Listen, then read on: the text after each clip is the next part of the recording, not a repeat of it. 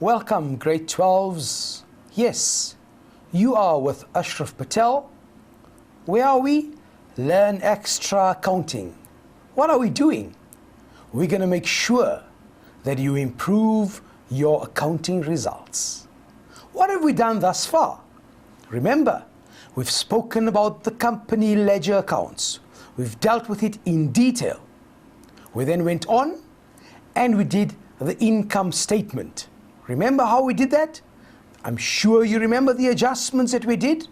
Okay, we then went on and we did the balance sheet. I'm sure that is fresh in your memories.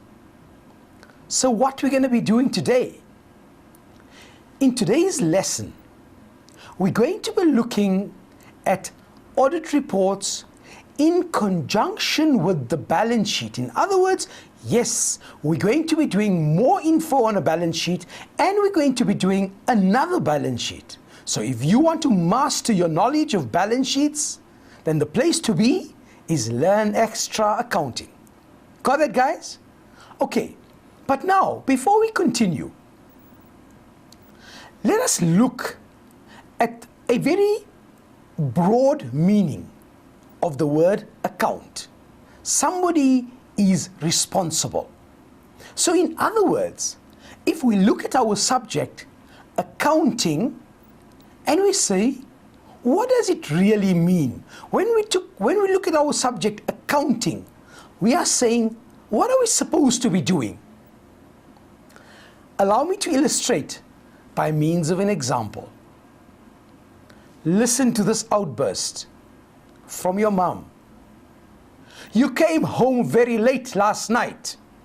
Where were you? Account for your explanation. What is your mother expecting you to do? She's expecting you to give an explanation. So therefore, grade 12s, accounting tells you that you have to explain to whom? To all your stakeholders. About what? About the financial position of your business. So therefore, I'm sure now you know exactly what we mean when we say you're doing accounting, you are explaining. Remember, accounting is a control mechanism as well. So as we go into the lesson, you'll be able to link what I've said now to what we're going to be doing. So therefore, guys, we're looking at audit reports with regards to company financial statements. Let's look at this.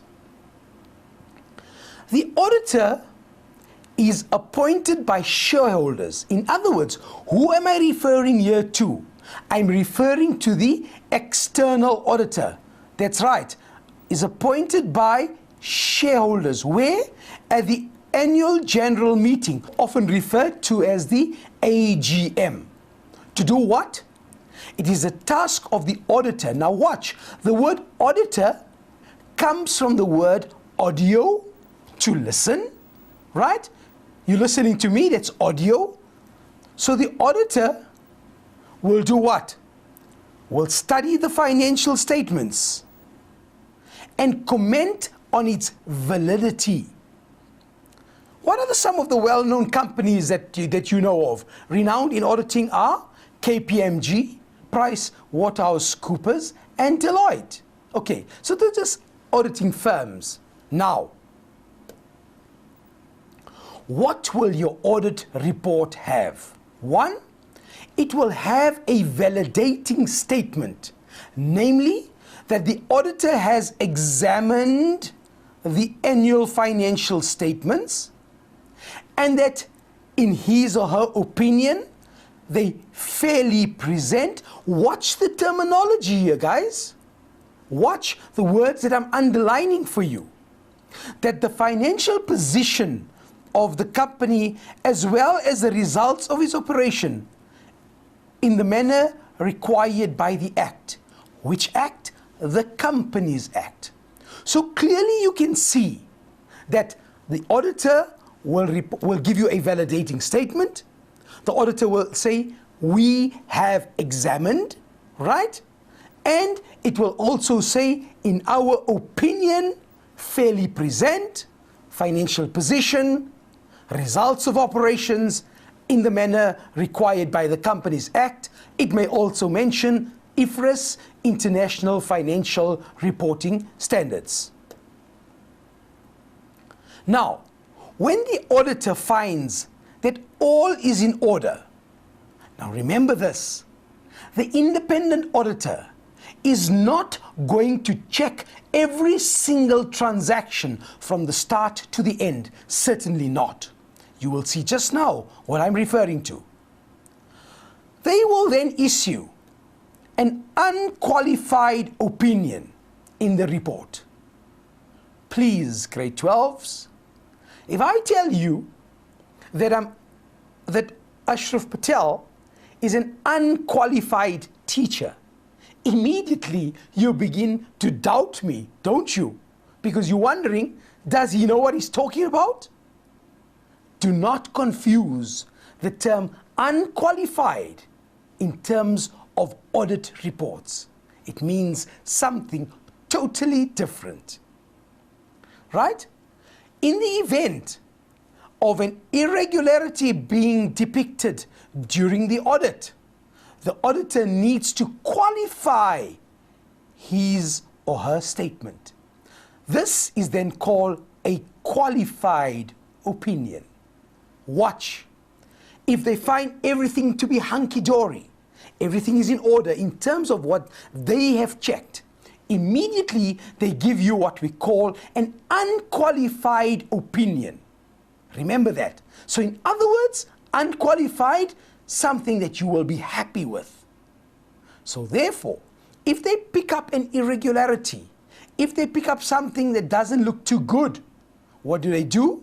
They qualify their statement. In other words, you are then given a qualified audit report telling you that it's fine, but, remember the word but it needs attention. Okay. So therefore, when we're looking at different types of audit reports, to mention a few, a qualified report, again, we're not talking about qualifications in terms of the way you are thinking. Remember, we're not talking about whether the person has qualifications, whether the auditor is qualified or not. Certainly not. It has nothing to do with that. It has to do with the audit report. So in other words, your qualified report, very simplistically put, is a bad report. Why? Because listen here, it's okay, but we're not happy with this. It's fine, but this needs to be adjusted. It's fine, but this needs an explanation. So therefore, the unqualified one, that's the one that we want. Why? Yes, in our opinion, it's an unqualified report, meaning we're accepting it based, and our opinion tells you that it's a good report. Okay, now the third one is what we call withheld. Grade 12s, we are telling you that we have examined your financial statements, and in our opinion, it is such a bad set of financial statements. It's not in conformity with GAAP. It's not in conformity with IFRS. It doesn't comply with the Companies Act. It's so bad that we don't even want to report on you, so we withhold the report. Okay? And that's the very bad one. I hope you have a clear understanding now of what we refer to as a qualified, meaning it's okay, but, so that's not the one that we want. Every company would want an unqualified report. In other words, what we're saying is that we're accepting it with no qualifications. Right, moving on. Now we come to different types of auditors. Remember this, that your internal auditor is actually an employee of the company. An internal auditor will deal with internal control measures. Like what? Sometimes they are appointed for specific purposes. In other words, to check on the cash, to check on my fixed assets, on my tangible assets. So you can clearly see that your internal control is dealt with by your internal auditor. Important that this person is appointed by the directors to do what? To monitor controls and financial information on a continuous basis. In other words, the internal auditor is within a company, on the premises, an employee of the company. Understand that. That's your internal auditor. On the other hand, your independent auditor, right, is your external, watch the word external auditor, is appointed by whom? We've done this, appointed by the shareholders. Understand that the control in a company is separated. You remember when we introduced companies, we said the ownership is with the shareholders, but with the control, the running of the company is with your directors, who can be seen as the arms and the legs of a company. Therefore, what happens now? There could be problems that are caused. And in order to avoid those problems, what do the shareholders do? They appoint an independent auditor, an external auditor, to do what? This auditor obviously is appointed at the AGM, like we alluded to earlier on, to do what? To express an opinion. On what? On the published financial statements of a company. So clearly you can see, to recap, your internal auditor is appointed by directors, works within the company, controls the internal control features that you have in your business, because remember, that is important. So what's the purpose of internal control? The purpose of internal control, amongst others, is to control and safeguard the assets of a business. Remember that. So now the external auditor is appointed by your shareholders to do what? To express an opinion on the published financial statements. I'm sure now you have a clear idea of the differences between an internal auditor and an external auditor. Now, when it comes to the audit report that is prepared by the external auditor, what do they say? It is addressed to the shareholders, obviously, because they have appointed the external auditor. To do what? So therefore, it is addressed to them, showing you that yes, we are writing a report to whom? To the shareholders. That's why it is addressed to them. When we say we have examined, we are indicating, they are indicating their duty. They are telling you, this is what we have done. You have appointed us, this is what we have done. Watch this, very important. From pages that to that, to clearly indicate to you that this was the limitation of my role. I did not check everything as the independent auditor. It's a mission impossible to do that. They have been tasked to express an opinion. They will check certain things. We have checked this page to that page. It shows you the limitation of their role. Very important, grade 12s. You will notice they mention test basis. What are they telling you? Once again, your independent auditor is telling you, listen here guys, that's a limitation of my role.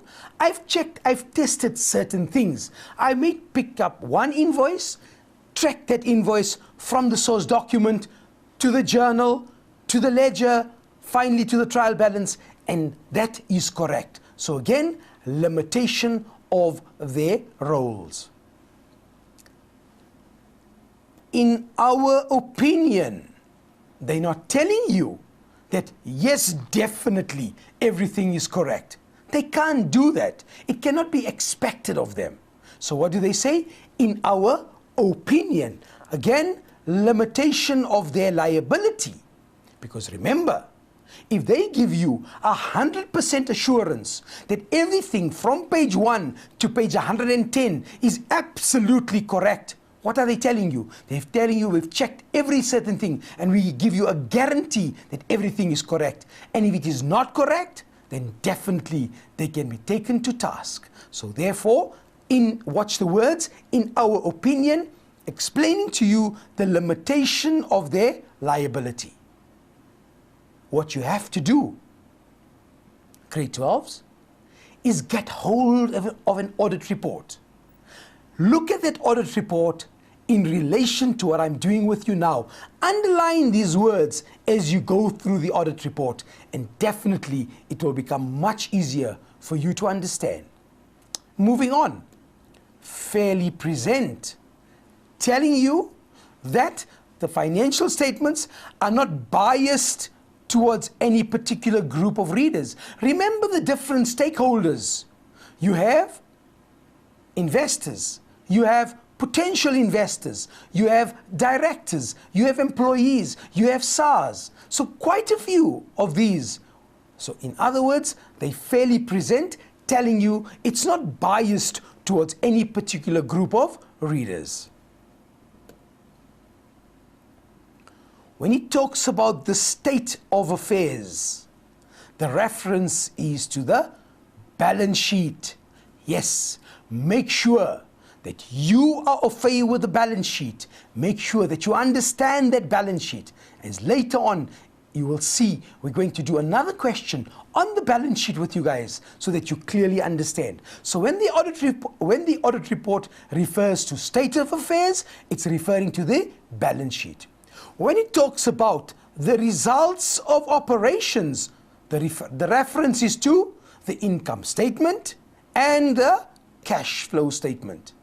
Once again, grade 12s, it is imperative that you know exactly how to do a cash flow statement. You will notice, do the test yourself. Take every single matric paper that has been written at national level, and you will find that every single paper has a question on the cash flow statement. What does it tell you? I don't have to say much.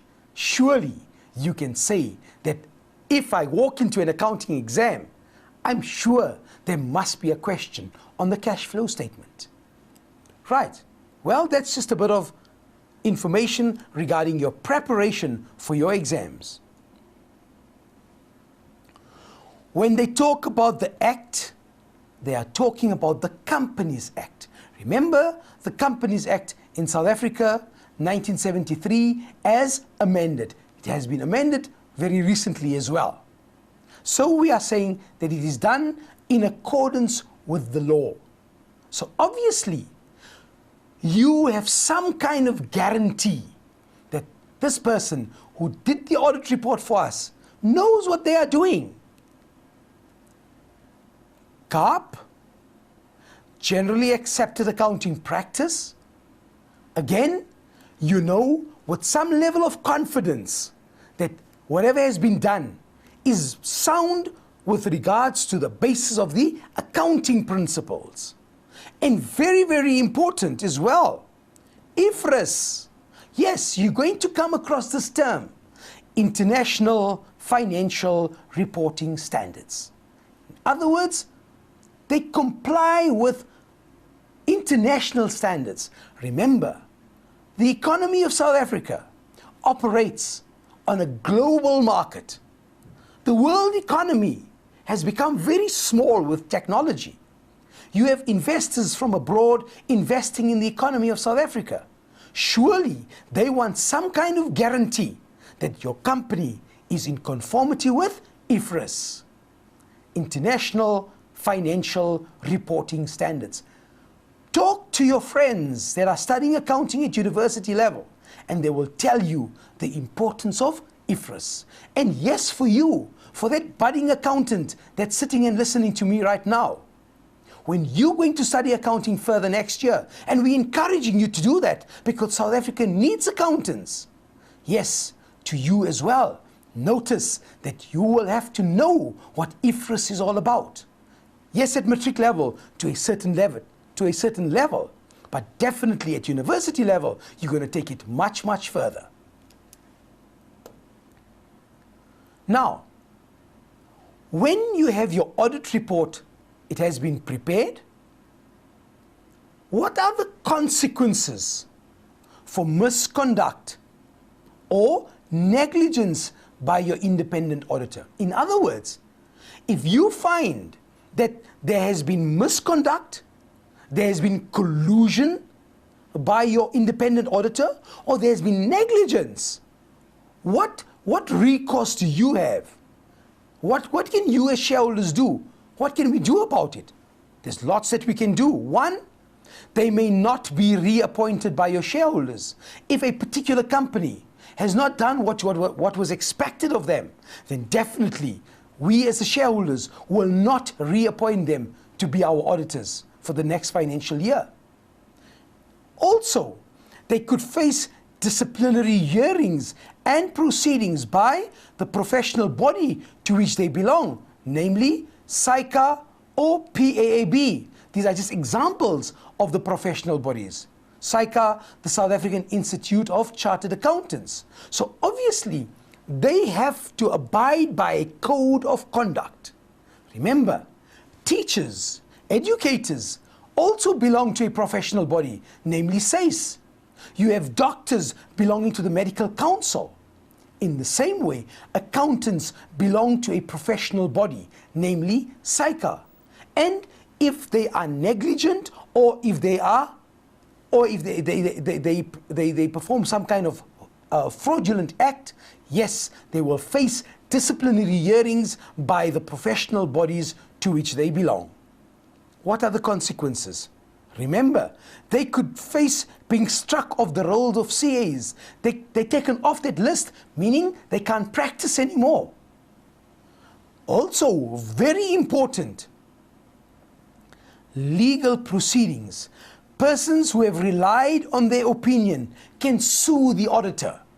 The shareholders being one group that can actually sue them if they are fraudulent or if they were negligent in their duty. So this shows you how important the role of an independent auditor is. Okay, so that's on audit reports. Before we actually go on to doing a balance sheet question with an audit report question on it, I thought it was important for me just to highlight certain pertinent issues as regards the balance sheet. The first one that I want to be dealing with is your loan.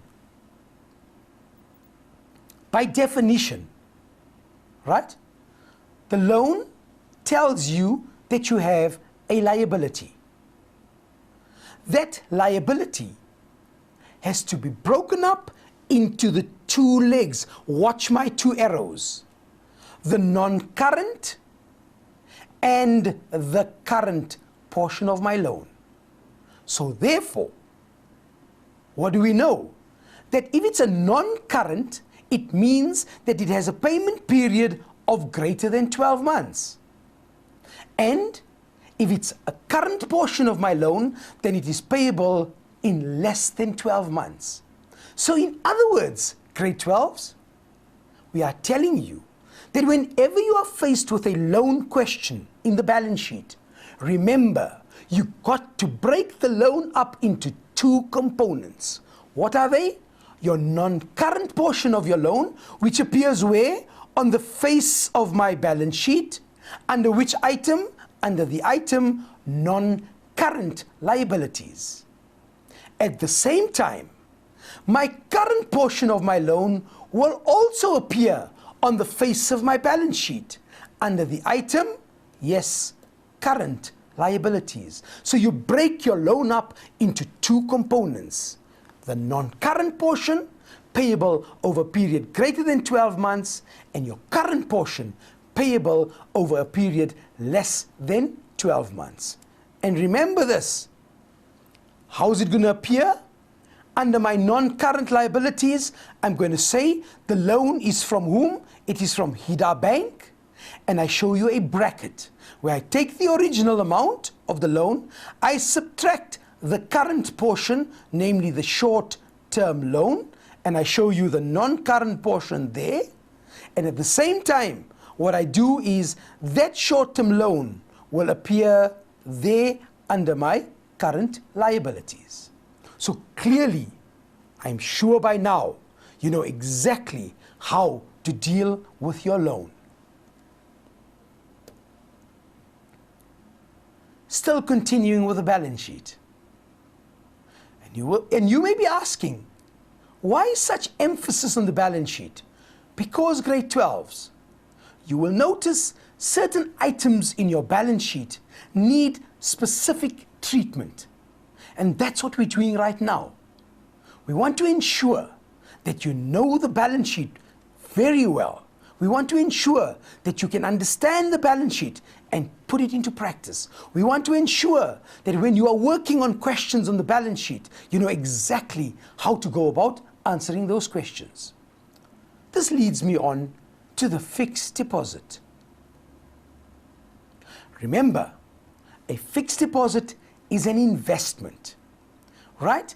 And it appears on the face of my balance sheet where under the subheading financial assets.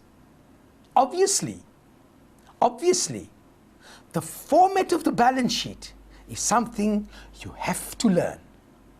It's a non-negotiable, grade 12s. There's no choice in the matter.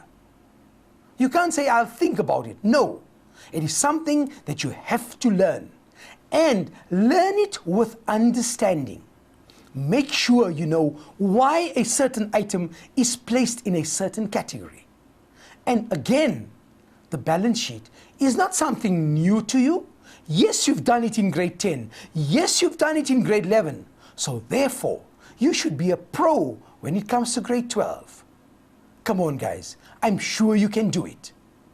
Okay, so the fixed deposit. The financial asset, what do we look at? If it has a maturation period of greater than 12 months, then definitely it's going to appear where? On the face of my balance sheet. What's the subheading? Definitely my financial asset. So under your term financial asset, you will say investments, namely a fixed deposit, wherever the fixed deposit may be, the amount greater than 12 months. Are we clear on that? Brilliant. Now, what if there is a portion of the fixed deposit that is maturing within 12 months? How do I deal with that one? That one is no longer a financial asset, but now becomes a current asset. Clear? And because it's a current asset, it will reason because it's maturing within 12 months, therefore it will appear. Where will it appear? Under my note. Which note? Cash and cash equivalents. So what makes up your note cash and cash equivalents? Cash and cash equivalents is made up of, come on, you should be screaming out the answers. Bank, if it is favorable, a debit balance. Petty cash, cash float, if there is a savings. And the fifth item, yes, your fixed deposit maturing within 12 months. So once again, whenever we're dealing with a fixed deposit, separate it into two components. The two legs of my fixed deposit. Greater than 12, a maturation period of greater than 12 months, face of my balance sheet, under my item, which item? Financial asset. The second leg, the current portion maturing within 12 months will appear under my item, current assets, under which current assets specifically? Cash and cash equivalents. Okay, so that's the fixed deposit. I'm sure by now you know exactly what I'm talking about. Another one, Let's look at the post-dated check that we have issued. Number one, this post-dated check that we have issued, there is no way that the person who we have paid can present that check for payment. Remember that. There is no way that this check can be presented for payment. Why? Because it's a post-dated check. Now, in order for you to understand the post-dated check, it's important that we go back to the original entry. Let's look at it. In my original entry, I say, issued a post-dated check to a creditor to settle the account, whatever the amount may be, 10,000 rand. The moment the post-dated check is issued, I immediately make the entry in my cash payments journal, right? And from my cash payments journal, I will post to my ledger. And what will my double entry be? Identify your two accounts involved. They are creditors control, which is a liability, and bank, which could be an asset or a liability. Remember, check on the status of your bank account. So, what's my entry? I debit my creditors control. Why? To reduce my liability. I'm owing my creditor less money. Very simply, there's your creditors control account, which had a balance of 10,000 rand. So now by paying it, I'm debiting my creditors control account, thereby bringing my liability to zero. Clear? I credit my bank account. Obviously, the bank account you're okay with, it's being credited. Why? Either an asset decreasing in value or a liability increasing in value, depending on the status of the bank account. Okay, now, when it comes to the end of my financial year, and I am given information with regards to a post-dated check that I have issued, that we have issued, what's the treatment in the financial statements? What do we do special with that particular post-dated check? Now remember, it's not your normal outstanding checks. Those are outstanding checks given to whomever, creditors, whoever we have paid, and maybe we've given it to somebody who's cheese and they don't need to cash it. But they can cash it at any time. The post-dated check cannot be cashed at the bank until the date that appears on that check. Therefore, in reality, grade 12s, we ask the question, have you in fact paid your creditor? Have you guys? No, you haven't. So therefore, this is what we have to now do. Reverse the entry. In other words, watch here. Once again, open up your creditors control account. There's my creditors control account. And I say, debit bank, you're okay with the bank account, and credit your creditors control with 10,000 rand. In other words, in reality, this 10,000 rand has not left our bank account. Understand that. Yes, we made the original entry, we recorded it, but in reality, that money has not left our bank account. Therefore, it becomes necessary now for us to debit the bank account. There's my entry. In other words, there's your bank. What are you going to do to the bank? Debit it and credit your creditors control. In other words, your liabilities have to increase by 10,000 rand. Why? Because you are still, in terms of your financial position, at that point, you still owe the creditor that money. That's reality. Now, very important, if you're dealing with the balance sheet, watch this here. I'm going to show you two examples so that you have a clear understanding of this. Here's my bank account at the end, and it has a balance of 50,000 rand, a debit balance. So when I say debit my bank with 10,000 rand, what am I in fact doing? I'm increasing my bank to show you a balance of 60,000 rand. Clear, guys? Simple, isn't it? What was it? The status of my bank account. It says here, check the status of your bank account. In other words, your bank was favorable. By you debiting it, you've increased that favorable bank balance to 60,000. But what would happen? What would happen if your bank account was in overdraft of 70,000 Rand? Can you see? Check the status of your bank account.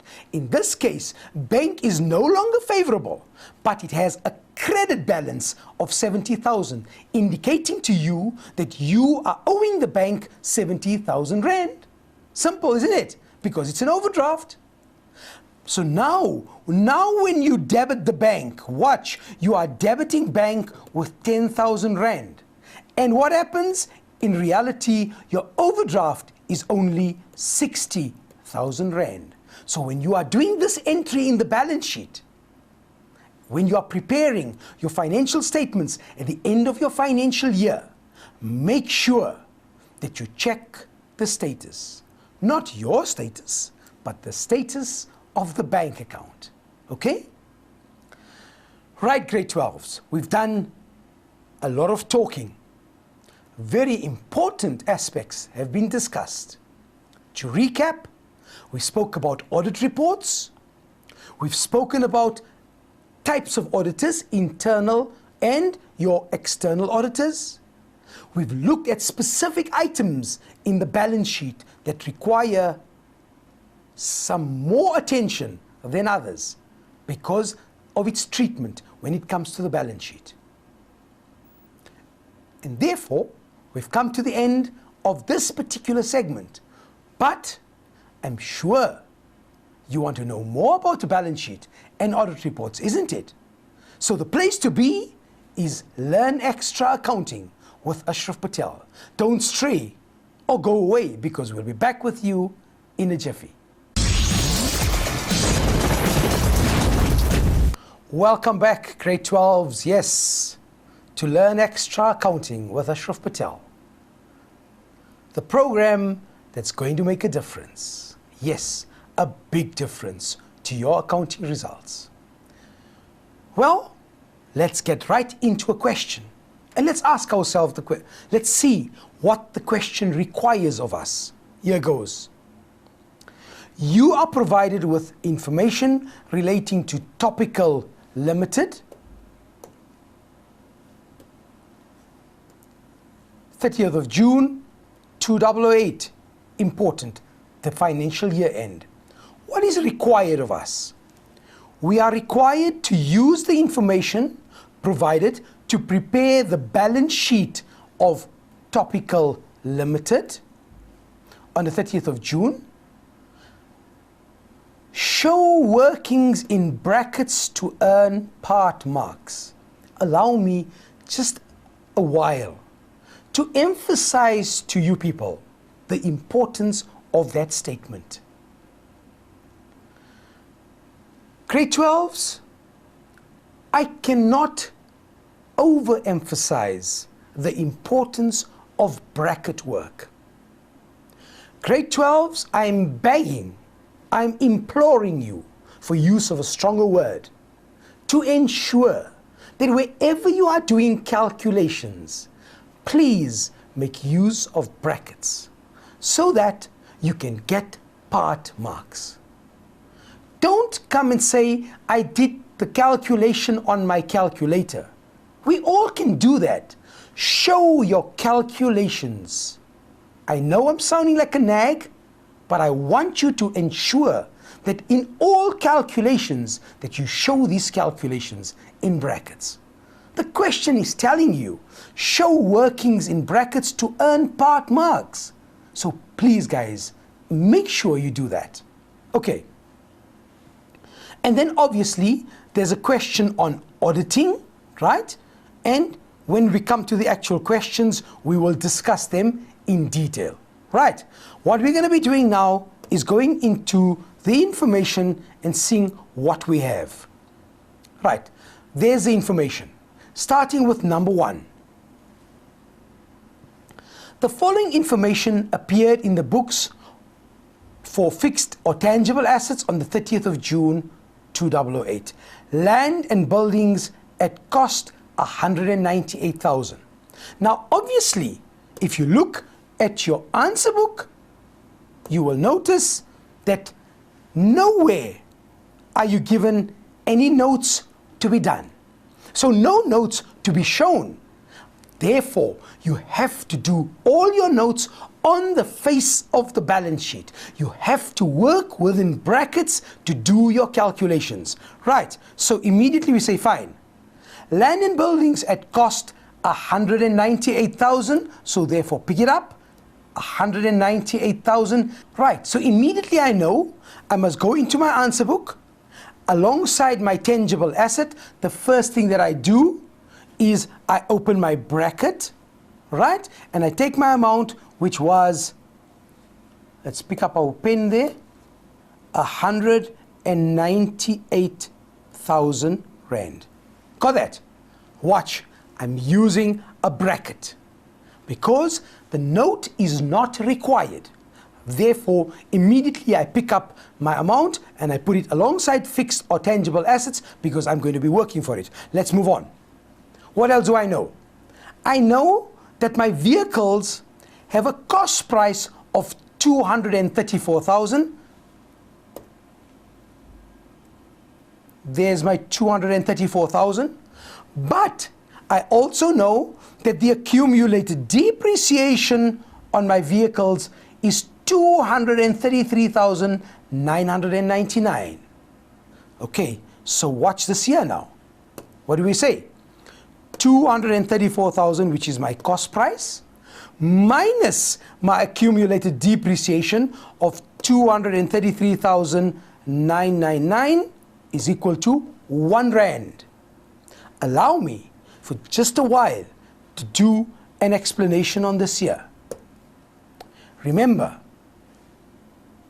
whenever you are confronted with a situation where the depreciation for the current year would lead to your carrying value becoming a 0 or it resulting in a negative, then you cannot use that depreciation figure. Right? Okay. So therefore, you can clearly see that this alludes to old equipment, old vehicles that we have used for a long time, and here you can see an example of that. Watch, the vehicles at cost were 234,000, right? And the accumulated depreciation on that vehicles is 233,999. Do you remember my calculation? There goes. Telling you that you now have a carrying value of 1 Rand. Please make sure that you know how to deal with a carrying value of 1 Rand. Immediately into my answer book, here goes, plus the 1 Rand, which is the carrying value of my vehicles. Clear, guys? Okay, carrying on. Now I say, look at my equipment. In equipment, I am told that equipment has a carrying value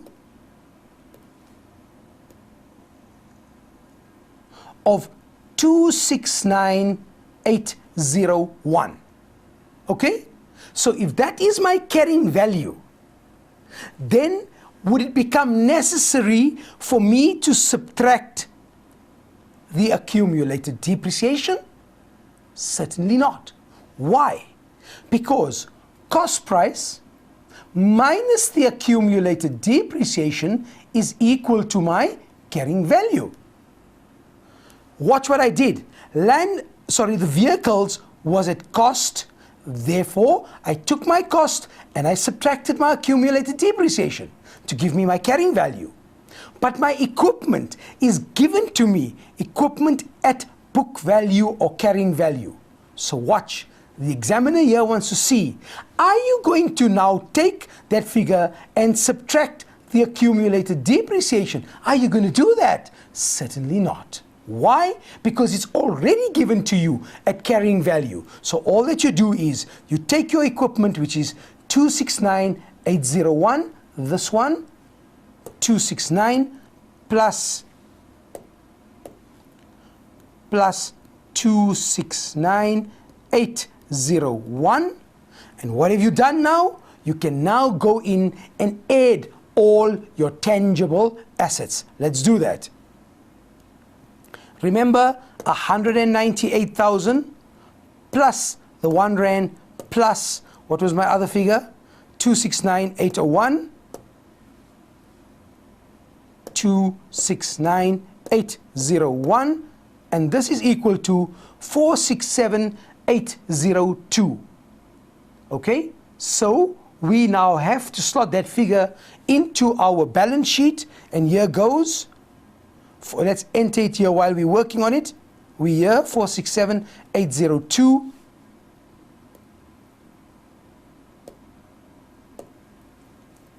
Four, 6, 7, 802.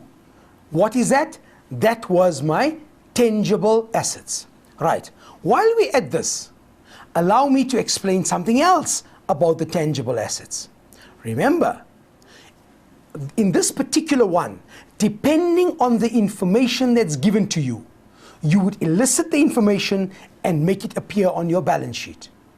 It could be that you have to do note number 3. Make sure that you are au fait with note number 3. And what is note number 3 all about? Note number 3 is actually this one here. This is note number 3. And it deals with your assets. Remember, balances at the beginning of your financial year. In other words, your opening balances of the cost and the accumulated depreciation, and that will then give you your carrying value at the beginning of your financial year. Under movements, what do you have? Under movements, you have additions at cost. You have disposals at carrying value. And you have your depreciation for your current year. Watch this here. Again, with no reference to this question, but whenever you are dealing with an asset disposal, what does Ashraf say? Make sure that you draw the table. What is it that you need in the table? Watch. Your depreciation, your cost price, your accumulated depreciation, your carrying value, your selling price, and your profit or your loss. So whenever you are dealing with an asset disposal, please make sure that you draw this table here so that you go through each of these items and notice. Let's go through the example. Let's go through this example that I have here so that you understand my double entries. Watch. Depreciation. 2 accounts involved. Debit depreciation, credit accumulated. So immediately alongside accumulated depreciation, you put a plus sign, and this will give you your final figure. Let me just erase that so that we can work on the right place. Okay, let's pick up the pen again. There it goes. Alongside your accumulated depreciation, so the plus sign needs to be here, guys. Let me erase that one for you. Okay, let's do that again. Alongside your accumulated depreciation, you got your plus sign and equal to and your final amount. Okay, so that's your depreciation. Entry done. Cost price, 2 accounts involved. Debit, asset disposal. Credit, your asset account. Why? You are transferring information regarding that asset into an asset disposal account. What type of an account is asset disposal? Asset disposal is an interim nominal account. Okay. Accumulated depreciation. Remember this amount here. Double entry, debit accumulated depreciation, credit your asset disposal. Why? Because like you transferred the cost, you're also transferring the accumulated depreciation. Remember that accumulated depreciation is a negative asset. Right, moving on. Carrying value, how will we arrive at that figure? Cost price minus the accumulated depreciation will give me my carrying value. Is there an entry for carrying value? No entry. But remember the big three. Yes, in your note number 3, what do you say? Disposals at carrying value. That's where you're going to show that figure. Selling price? Yes, 6 ways of selling an asset. Sold for cash, debit bank. Sold on credit, debit debtors control. Traded in, debit creditors control. The owner took it, debit drawings. Donated it, debit donations. What about an insurance claim? Debit the insurance claim. So those are the 6 ways of selling your asset. Finally, you arrive at your profit or your loss. If it's a profit on sale of asset, remember you're going to say debit asset disposal, credit profit on sale of asset, because it's an income. And what about a loss? You will say debit loss on sale of asset, credit your asset disposal. Notice that in your asset disposal account, cost price, accumulated depreciation, right? Then your selling price, which could be bank or any of the other alternates, remember. And then finally, like I said, if it's a loss, you're going to say credit this account, debit your loss on sale of asset. There's your entry, which will result in the asset disposal account closing off. I hope you understand asset disposal. Make sure that you do. Okay. Moving on to our question. What else am I told? I am told that the investment comprises a fixed deposit at Pretoria Bank 347548. Is there any mention being made about the fixed deposit maturing? Remember from our earlier part, we alluded to this earlier on. No mention is made. Therefore, watch what we do. 347548. Okay, now let's take the amount. And the amount was, let's check it up once more in our question. 347548. So here goes 347548. Understand, grade 12s, that you did not have to make any adjustment to that figure. Why? The entire fixed deposit was silent. No information was given about any part maturing. Therefore, the entire amount under my financial asset. Clear, guys? Obviously, we're going to add up those two components. And if we do that, we have 467,802 plus 347548. And my total is 815350.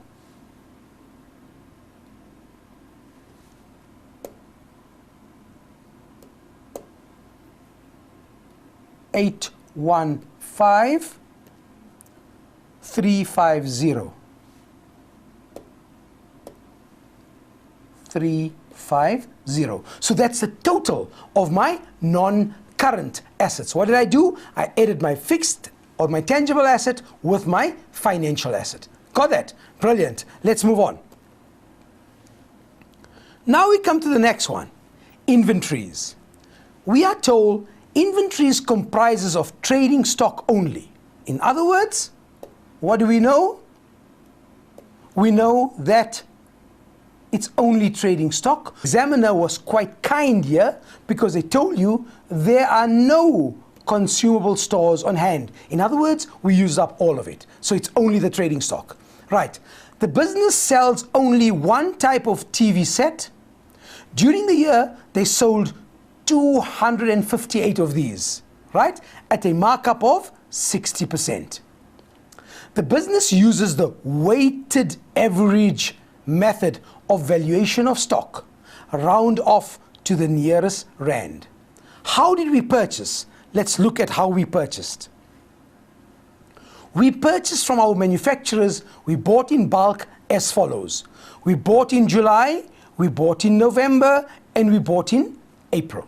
So in other words, we have bought quantity 120 plus 160 plus 50. Okay? That is important because when working with weighted average, we need to know the quantity as well as the value. So what are we going to do? Add your quantities. Let's do that.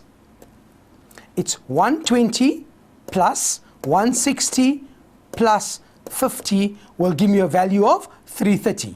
Okay? So there goes. The total here will be 330. 330. That's the quantity of TVs that we bought. Watch now. We go to the value of the 330. What do I now do? I say fine. 480,000 plus 768,000 plus 265,000, and my value is 1,513,000. Let's do that. 1,513,000. Okay, so I've got my quantity as well as my value. What do I now do? This is what I do, guys. Weighted average, you find the average of one unit. Got that? Okay, so my average would be what? 1,513,000 divided by 330, obviously. Answer, let's get it there, 4584.84. In other words, you can even round it off to 4585. Okay, let's get that amount, 4585. 4585. Okay, and how many units do we have left over? Do you recall we bought 330 minus, let's go back, 330 minus, how many did we sell? 258, okay, 258, and that gives me a value of 72. Therefore, 4585 times 72, here goes 4585 times 72, my answer is 330,120. Okay, so let's see if that's the amount that we have. So the value is 330,120, and immediately I go here and I say inventories. The amount is, once again, 330,120. So here, 330,120. Now watch this one here, grade 12s. What had happened? You were not given the value of your trading stock. In other words, you were not using the specific identification method. What did you have to go and do? You have to work out from the weighted average the value of your inventories. And remember, it was the 72 times the, we got it here on our notes, here we had it, 4585 times the 72. And that gave me my value of 330,120. Okay. So let's move on now. What else do we know, or what else is the question telling us?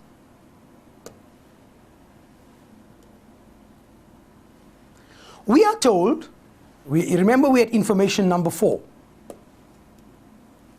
The authorized share capital comprises of 400,000 shares. Par value, 2 rand each. Authorized, the maximum we are allowed to sell.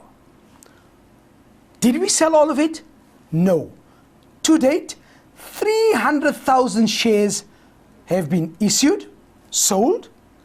Half of the issued shares were issued at a premium of 60 cents per share. Okay, let's get right into our answer book. Immediately we say, fine, number 1, ordinary share capital.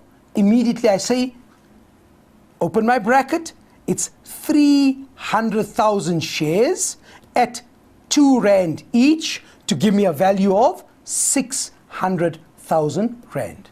Got that? because I told you that you sold 300,000 shares. What else were we told? We were told half of these, half of the 300,000, that means 150,000 was sold at a premium. Let's find the premium, at a premium of 60 cents. There it is. So go back here and say fine, times 0.6, and immediately you pick up your calculator and you say 150,000 times 0.6, which is 60 cents, to give me a value of 90,000 rand. Go back into my answer, 90,000 rand. Clear, guys? That's how you would work out the ordinary share premium. Right, moving on with the question.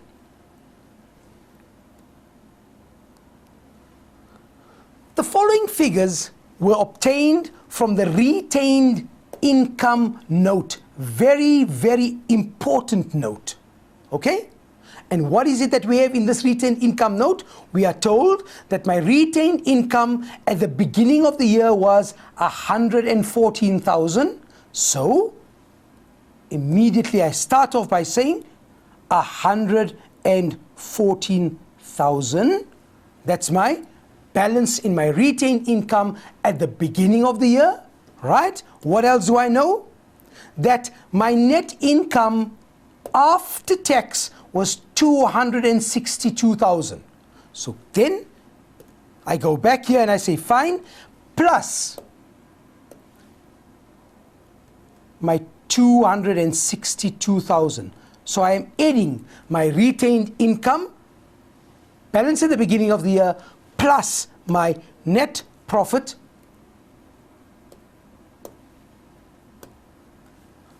my net income or my net profit after tax of 262,000 rand. There's it added. Okay, what else do I know? Interim dividend that was paid 51,000 rand. Remember, your dividends, you have two types of dividends: the interim dividend and your final dividend, which is your paid and your recommended. Both of these need to be subtracted in your retained income note. Just a word on dividends. Remember, this is the only nominal expense that you will not find in your income statement. They will feature in your balance sheet. Okay, so here goes. My interim dividend was 51,000. Immediately I say minus 51,000, right? And I know that there was a final dividend that was declared. How much? 22 cents per share. How do I calculate that? On the number of issued shares. Right, so I know the number of issued shares, don't I? It was 300,000 times the dividend was, let's pick up the dividend from our question, which was 22 cents per share, times 0.22, and there my answer is 66,000 rand. What was that? That was my final dividend. So immediately I say fine, minus 66,000 rand. So there, what you have done in the retained income here is you are actually doing the entire note like it would appear if you were expected to do the notes to your balance sheet. There goes. So let's do our calculation. 114,114 plus 262,000 minus 51,000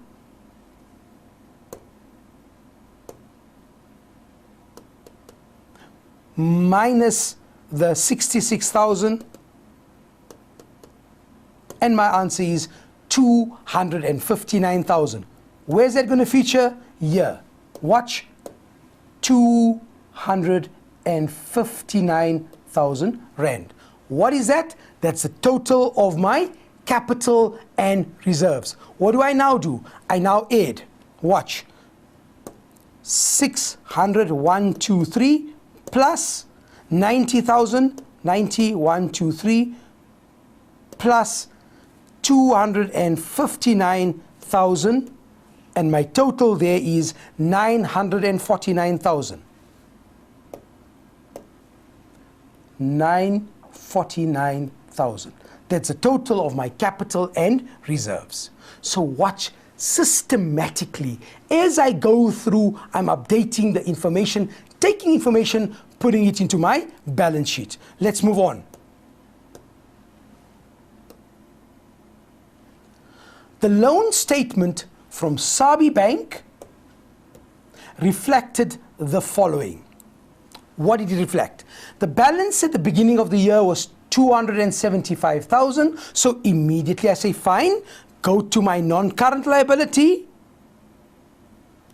open my bracket,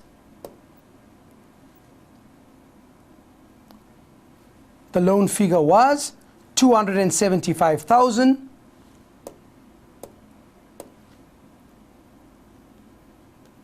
That was the balance at the beginning of the year. Okay, what happened to my loan during the year? There were 12 monthly payments of 6,100 each. This one year, 73,200. What was the double entry? Remember, when you're paying off your loan, two accounts involved will be bank and loan. You are crediting your bank, debiting your loan. In other words, you're subtracting off your loan. Therefore, here we say minus the amount once again, 73,200,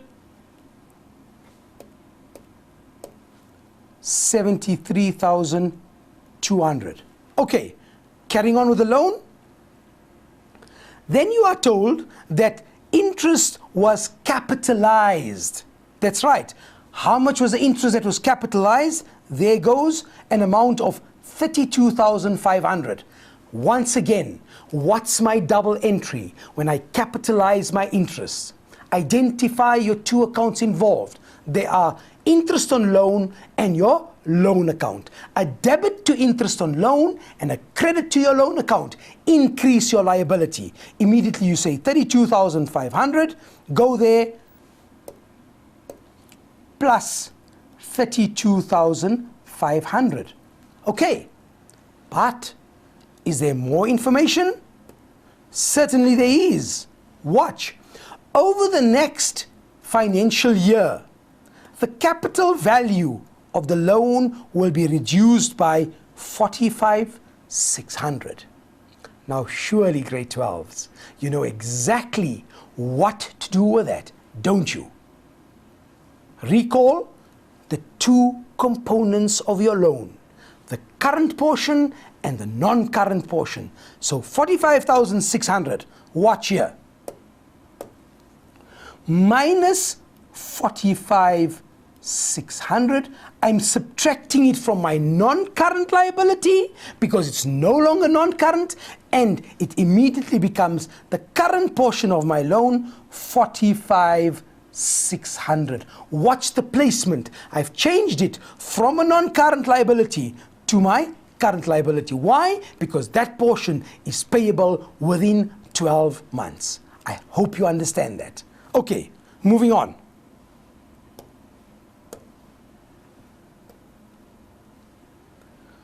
The provision for bad debts must be 5% of my book debts. Simple, 5% of what my debtors are owing me. So immediately I pick up my debtors, which is 185,000 Rand. Let's go in and do that. Under my trade and other receivables, pick up 185,000, which is my debtors, minus provision for bad debts. So 185,000 times 5 is equal to 9,250.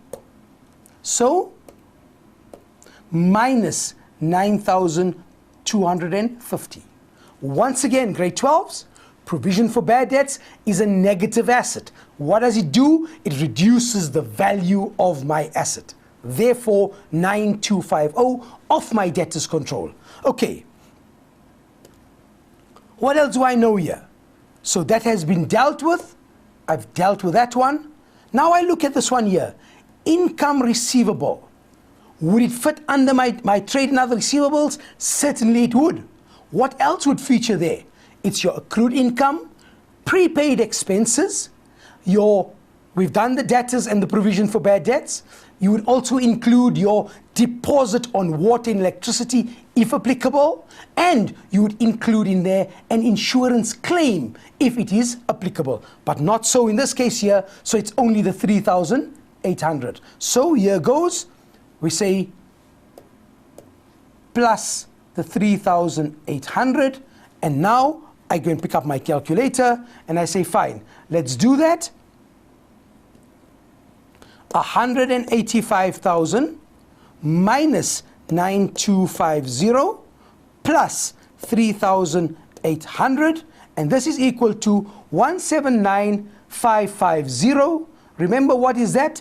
That is my trade and other receivables. So let's go there.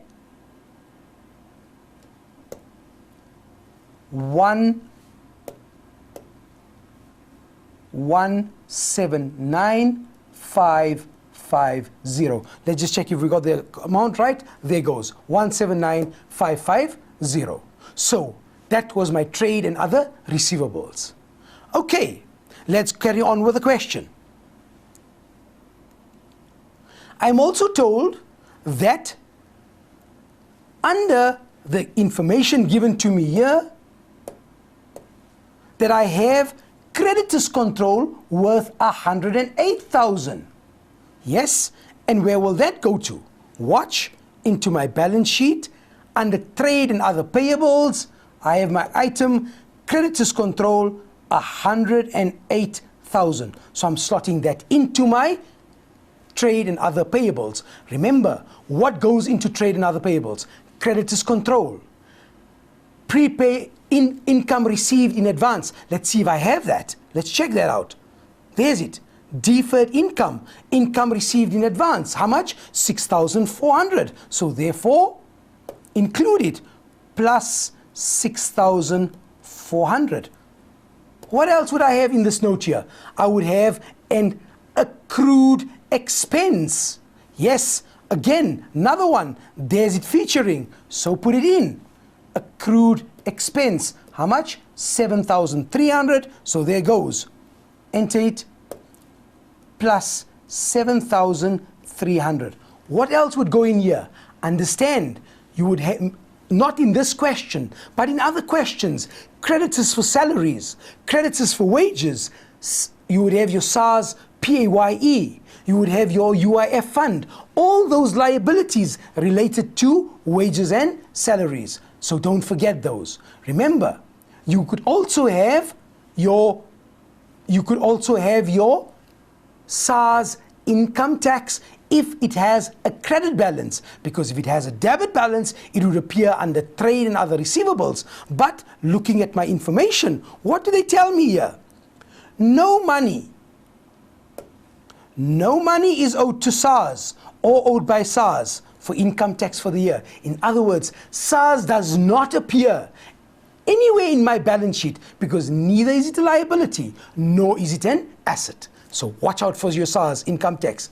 Often the question arises, what type of an account is SARS income tax?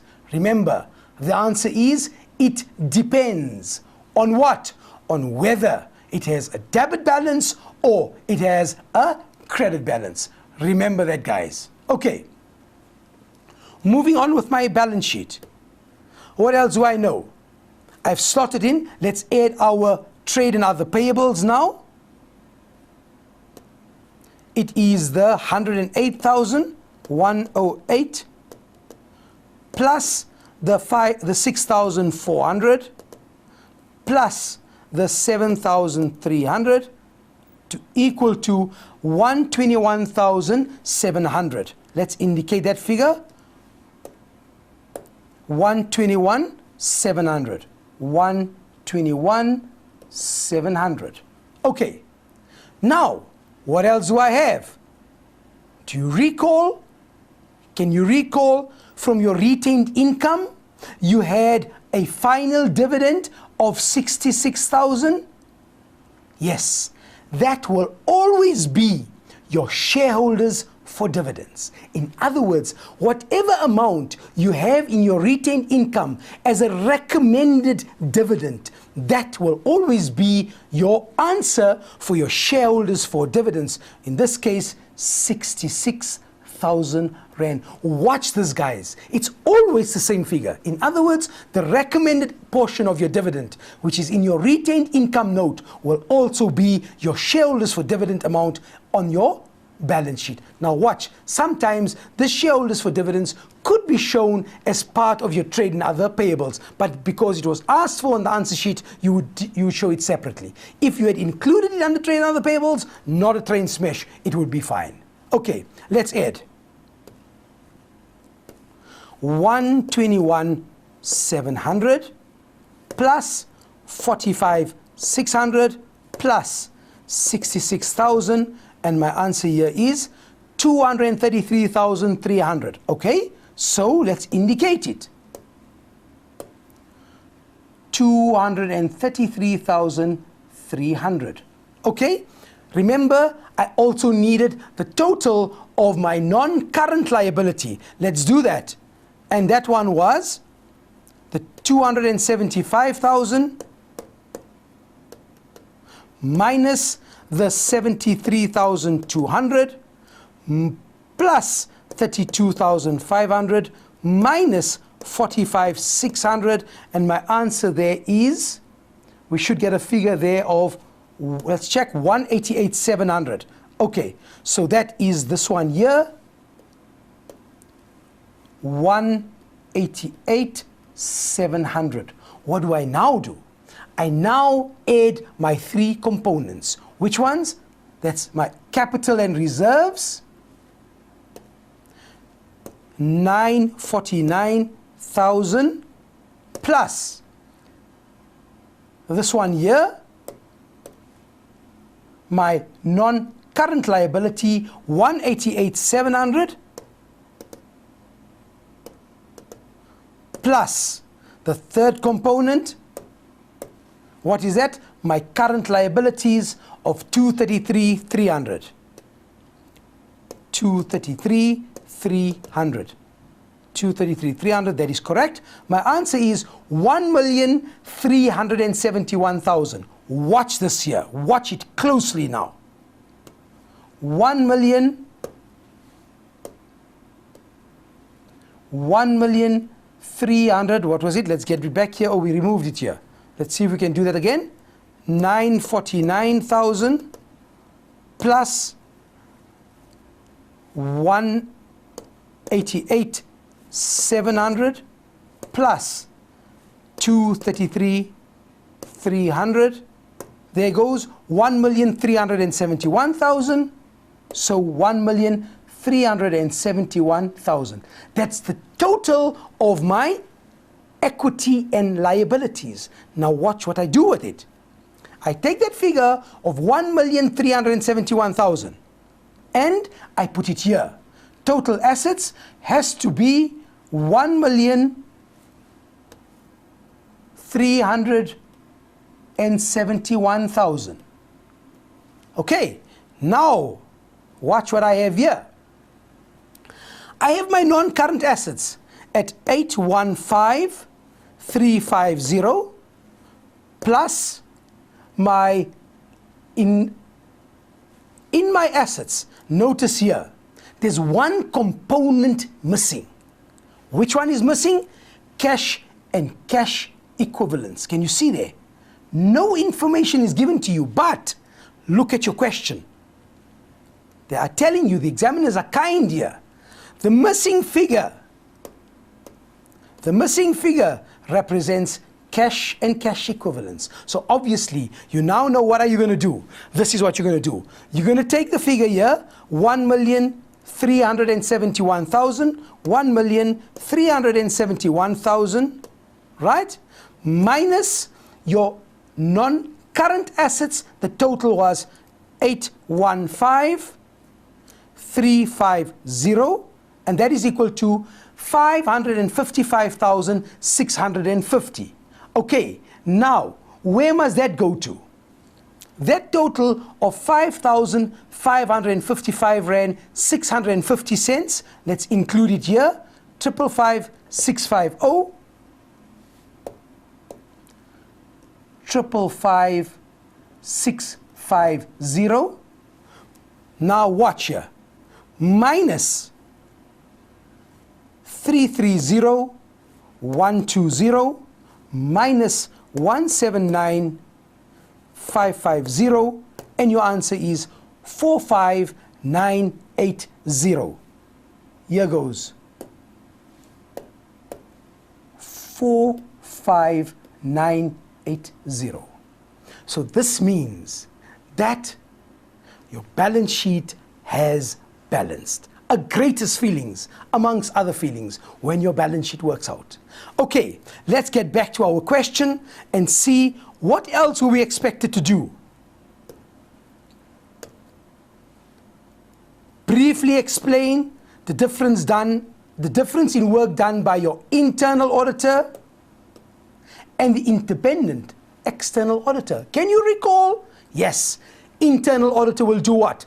Set up internal controls, check within a business. Obviously, we're not going to write all of these down because you can refer to this, and we obviously, because of time constraints, we're going to answer it verbally for you, right? So what we're going to say, the independent auditor will do what? Will do a test basis. In fact, what we can do here for you is the following. Check this out. We can go right back to this one here so that we can see and look at the answers that we have here in relation to the question. Work done by the internal auditor, set up internal controls, check the assets within a business, check that everything, all transactions, wherever they've been appointed within a business, to check that the work has been done correctly. The difference is the independent auditor will do a sample basis, will do a test basis. You recall from here, what do? They will do check, we have examined, they will do certain pages, they will do a test basis, in their opinion, fairly present. Okay, next question. Briefly explain how an auditor should check that the figures shown for equipment and stock in the financial statements are reasonable. Very simple. In terms of your equipment, they can do a check to see, count, verify the equipment, do a physical check of the equipment, check it with your fixed assets register. In terms of your stock, they can do a physical stock take, and in that way they can verify whether the amounts are accurate or not. Next question. What should the independent auditor do if he feels that the value for equipment is not reasonable? 1, ask the directors to change it. Tell them that in terms of his checking on it, the figures are not accurate, or the depreciation has been done incorrectly, whatever the reason may be. If they change it, fine. If not, you give a qualified report and say, we are happy with everything, but we are not happy with the equipment. Therefore, this would entail a qualified report. See how it ties up with what we done earlier. The independent auditor is aware that a new model of TV is now on the market. He knows that TVs is the only item that they are selling. They're selling it at the normal price, and they probably would not be sold at their cost price either. What advice do you have for the auditor? Certainly, what they need to do is they need to revalue their stock. Because remember, stock needs to be shown at the market value. And in this case here, because they are not going to achieve their normal selling price, they'll have to mark down their stock item.